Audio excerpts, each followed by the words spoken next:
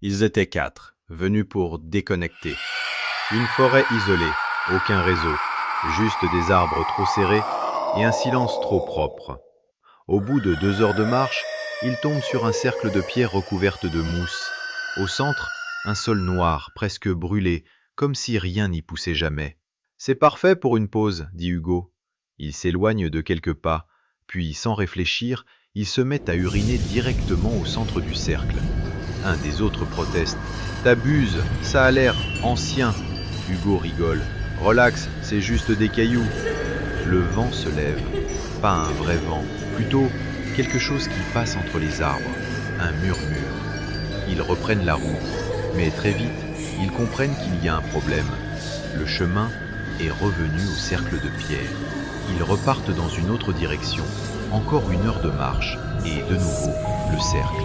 Cette fois, les pierres semblent plus proches, comme si le cercle s'était resserré. « Ok, c'est pas drôle, » murmure quelqu'un. Hugo, lui, ne parle plus. Il fixe le centre noir. « Vous entendez ça ?» Un bruit humide, comme quelqu'un qui marche pieds nus sur de la terre mouillée. Mais ils sont seuls. Enfin, c'est ce qu'ils croient. La 3e fois qu'ils reviennent au cercle, la nuit est tombée, et il y a quelque chose de nouveau. Des traces, des empreintes, pas les leurs. Elles sortent du centre, et s'arrêtent juste derrière eux. L'un d'eux se retourne lentement. Rien. Mais Hugo commence à trembler. Ça me suit. Quoi ? Quand j'ai pissé, j'ai senti comme si le sol respirait. Silence. Puis son téléphone s'allume tout seul. Aucun réseau. Mais un message apparaît. Tu as donné ton nom. J'ai rien écrit, crie Hugo. Les arbres craquent, tous en même temps, comme s'ils se tournaient vers eux. Puis une voix, pas dans l'air, dans leur tête. Une seule phrase. Rends ce que tu as pris. Hugo recule. J'ai rien pris. Mais le sol sous ses pieds devient mou, noir, vivait. Ses chaussures s'enfoncent, ses jambes aussi.